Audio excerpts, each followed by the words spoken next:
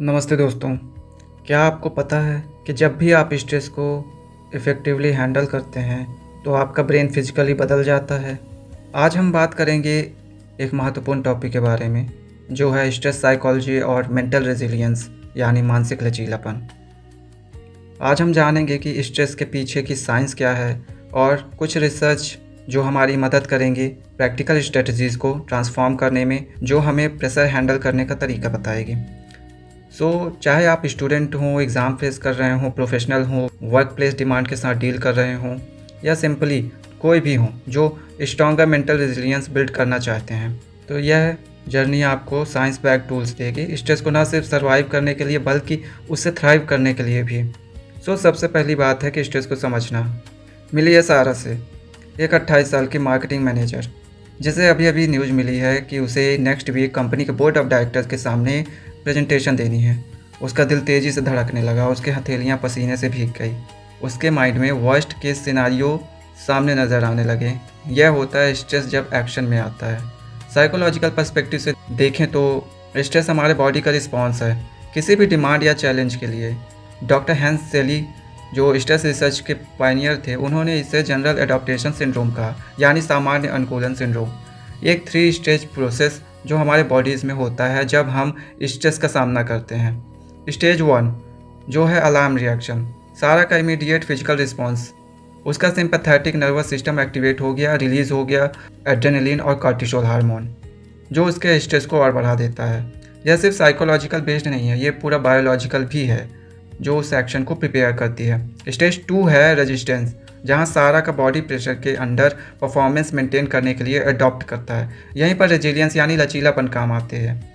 कुछ लोग सारा की तरह इस एनर्जी को प्रोडक्टिवली हार्नेस करना सीख जाते हैं, जबकि दूसरे ओवरवेल्म्ड हो जाते हैं। स्टैनफोर्ड यूनिवर्सिटी के डॉक्टर एलिया क्रम की रिसेंट साइकोलॉजिकल रिसर्च रिवील करती है कि स्ट्रेस के बारे में हमारा माइंडसेट डायरेक्टली इन्फ्लुएंस करता है। इसका हमारी हेल्थ पर इम्पैक्ट पड़ता है। जो लोग स्ट्रेस को डेबिलिटेटिंग यानी कमज़ोर करने वाला मानते हैं, उनका परफॉर्मेंस गिरता है क्योंकि वो फेलियर से डरने लगते हैं। उनके क्रिटिकल थिंकिंग और डिसीजन मेकिंग एबिलिटी कमज़ोर होने लगती है। और जो लोग मानते हैं कि इसे एनहांसिंग यानी बढ़ाने वाला मानते हैं, वे बेटर रिस्पॉन्स करते हैं। उनका कार्डियोवैस्कुलर रिस्पॉन्स भी बेटर होता है और साथ ही साथ उनका परफॉर्मेंस भी इम्प्रूव होता है। न्यूरोसाइंस रिवॉल्यूशन, कि आपके ब्रेन में जो स्ट्रेस के दौरान होता है, तो आपके ब्रेन में इनसाइड क्या होता है जब प्रेशर माउंट क्रिएट होता है, तो स्टीयरिंग प्लेयर्स आपके स्ट्रेस रिस्पॉन्स में हैं। एमिगडेला, हिप्पोकैम्पस और प्रीफ्रंटल कॉर्टेक्स। समझिए, आपके ब्रेन की स्ट्रेस मैनेजमेंट टीम के रूप में इन्हें हर एक के अपने एक डिस्टिंक्ट रोल हैं। एमिगडेला काम करता है अलार्म सिस्टम की तरह। जब सारा अपनी प्रेजेंटेशन के बारे में सोचती है तो एमिगडेला चिल्ला चिल्ला कर कहता है कि डेंजर है, खतरा है, और ट्रिगर कर देता है उसकी फाइट और फ्लाइट रिस्पॉन्स को। वो भी फाइट और फ्लाइट रिस्पॉन्स इतनी तेज़ी से होता है, ये आपकी कॉन्शियस थॉट्स से भी तेज़ी से होता है। न्यूरो इमेजिंग स्टडीज शो करती है कि जो एमिगडेला का एक्टिव स्ट्रेस एनकाउंटर है वो बहुत ही मिली सेकेंड्स में होता है, इंक्रीज़ हो जाता है। हिप्पोकैम्पस प्रोसेस करता है मेमोरीज और कॉन्टेक्स्ट। सारा को याद करने में हेल्प करता है कि उसने सक्सेसफुली प्रेजेंटेशन पहले भी दी है। However, chronic stress actually shrink कर देता है हिप्पोकैम्पस को, जो एक्सप्लेन करता है प्रोलॉन्ग्ड प्रेशर क्यों इम्पेयर कर सकता है मेमोरी और लर्निंग को। प्रीफ्रंटल कॉर्टेक्स आपका सीईओ है, रिस्पॉन्सिबल है एग्जीक्यूटिव डिसीजंस, प्लानिंग और इमोशनल रेगुलेशन के लिए। जब ऑप्टिमली फंक्शन करता है तो यह सारा की हेल्प करता है अपनी प्रेजेंटेशन को थ्रेट के बजाय अपॉर्चुनिटी के रूप में रिफ्रेम करने में। मैसाचुसेट्स जनरल हॉस्पिटल की डॉक्टर सारा लजार का रिसर्च डेमोन्स्ट्रेट करता है कि माइंडफुलनेस मेडिटेशन एक्चुअली इंक्रीज करती है आपकी कॉर्टिकल थिकनेस उन एरियाज़ में जो एसोसिएटेड हैं अटेंशन और सेंसरी प्रोसेसिंग से, जबकि आपकी एमिगडेला रिएक्टिविटी को रिड्यूस कर देता है। आपका ब्रेन लिटरली मोल्डेबल है, यानी आप प्रैक्टिस करके अपने ब्रेन को किसी भी डायरेक्शन में मोल्ड कर सकते हैं। न्यूरोप्लास्टिसिटी रिसर्च शो करती है कि हर बार जब आप सक्सेसफुली स्ट्रेस मैनेज करते हैं, आप स्ट्रेंथन करते हैं न्यूरल पाथवेज को जो एसोसिएटेड होता है रेजिलियंस से। यह जैसे मेंटल मसल बिल्ड करना रेपिटेशन के थ्रू कुछ वैसा ही होता है।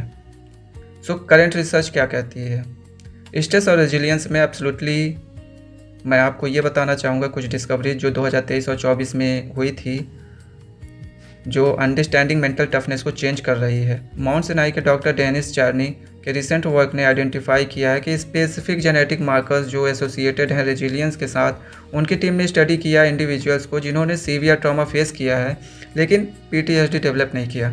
डिस्कवरी की कि रेजिलियंट पीपल में इन्हांस्ड एक्टिविटी होती है ब्रेन सर्किट में जो इन्वॉल्व करती है रिवॉर्ड प्रोसेसिंग और फियर एक्सटेंशन को।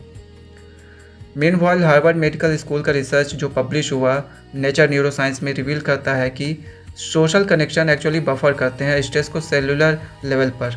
स्ट्रॉन्ग सोशल सपोर्ट वाले पीपल शो करते हैं कि रिड्यूस्ड इन्फ्लेमेटरी मार्कर्स और better immune function under pressure.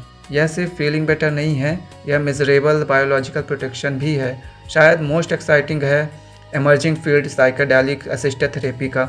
Johns Hopkins और इंपीरियल कॉलेज लंदन के स्टडीज़ भी शो करती है कि सब्सटेंस जैसे साइलोसाइबिन ये थेरेपी के साथ कंबाइंड और क्रिएट कर सकते हैं lasting changes brain connectivity patterns में।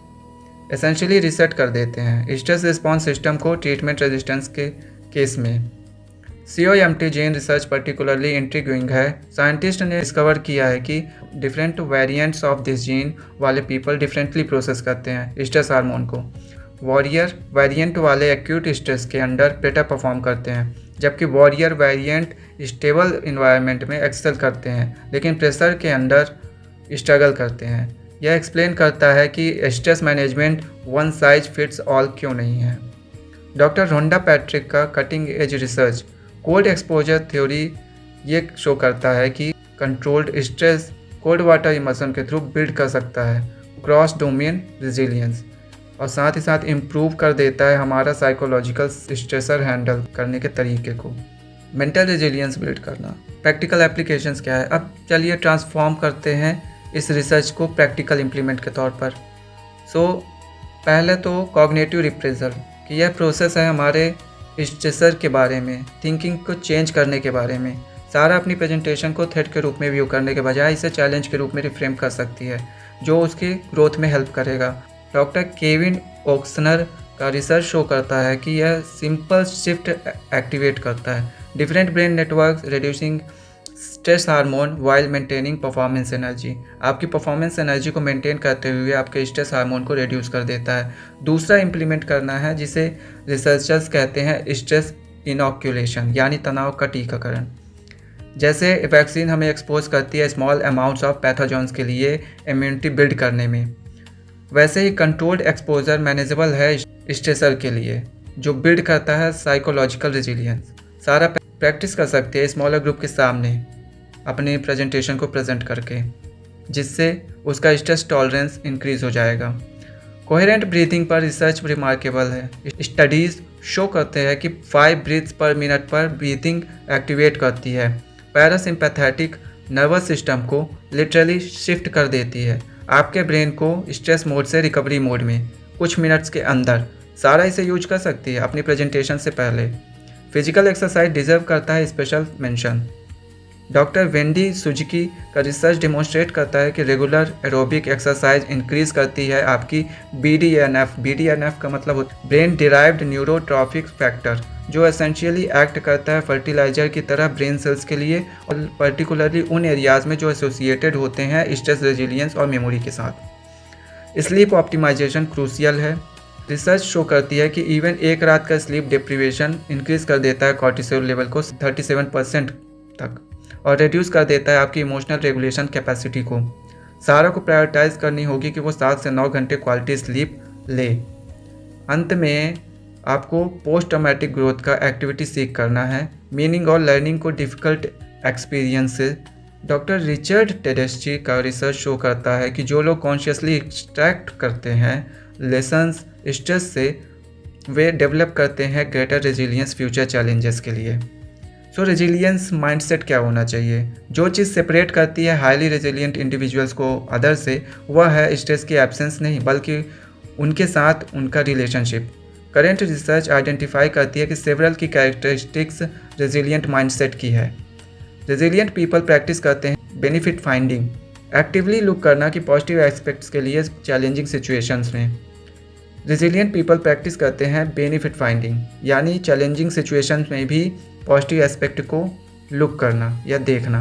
यह टॉक्सिक पॉजिटिविटी नहीं है, यह एक कॉग्निटिव स्ट्रेटजी है।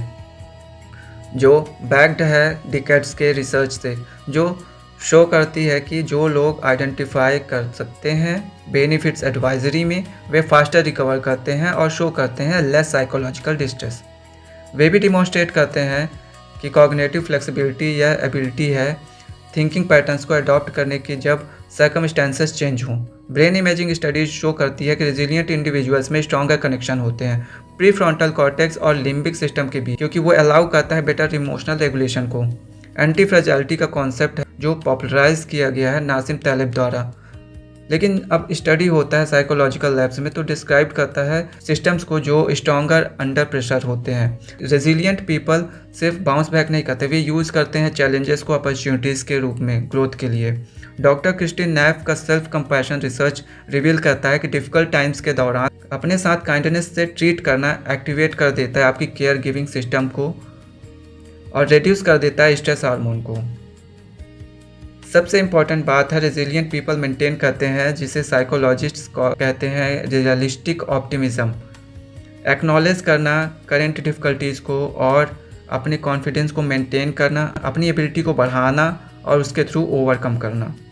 बैलेंस्ड पर्सपेक्टिव है जो सपोर्टेड है डॉक्टर मार्टिन सेलिगमैन की रिसर्च से ये प्रेडिक्ट करना कि better long term mental health outcomes होते हैं। जैसे जैसे हम याद रखिए मेंटल टफनेस बिल्ड करना कोई डेस्टिनेशन नहीं बल्कि एक ऑनगोइंग प्रोसेस होता है। हर चैलेंज जो आप फेस करते हैं वह एक अपॉर्चुनिटी है अपने साइकोलॉजिकल इम्यून सिस्टम को स्ट्रेंथन करने का। रिसर्च क्लियर कहता है रेजिलियंस कोई ट्रेट नहीं है जिसके साथ आप बॉर्न होते हैं या नहीं होते, यह एक स्किल है जिसे आप डेवलप कर सकते हैं। ब्रेन की न्यूरोप्लास्टिसिटी का मतलब है कंसिस्टेंट प्रैक्टिस के साथ लिटरली रिवायर करना और स्ट्रेस रिस्पॉन्स पैटर्न को समझना। आज से स्टार्ट करिए छोटी छोटी चीज़ों को करना, चाहे वह इस चैलेंजेस को अपॉर्चुनिटीज़ के रूप में देखना हो या कोहेरेंट ब्रीदिंग प्रैक्टिस करनी हो, स्लीप को प्रायोरिटाइज करना हो, इम्प्लीमेंट करना हो कंसिस्टेंटली नेक्स्ट वीक के लिए।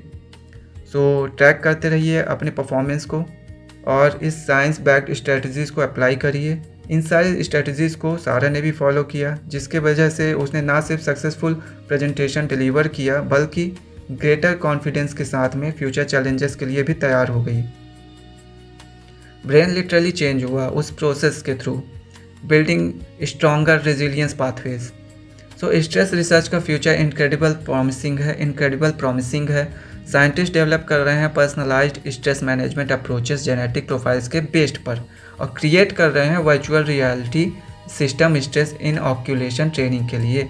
एक्सप्लोर कर रहे हैं सोशल कनेक्शन को कैसे ऑप्टिमाइज किया जा सकता है मैक्सिमम रेजिलियंस बेनिफिट के लिए।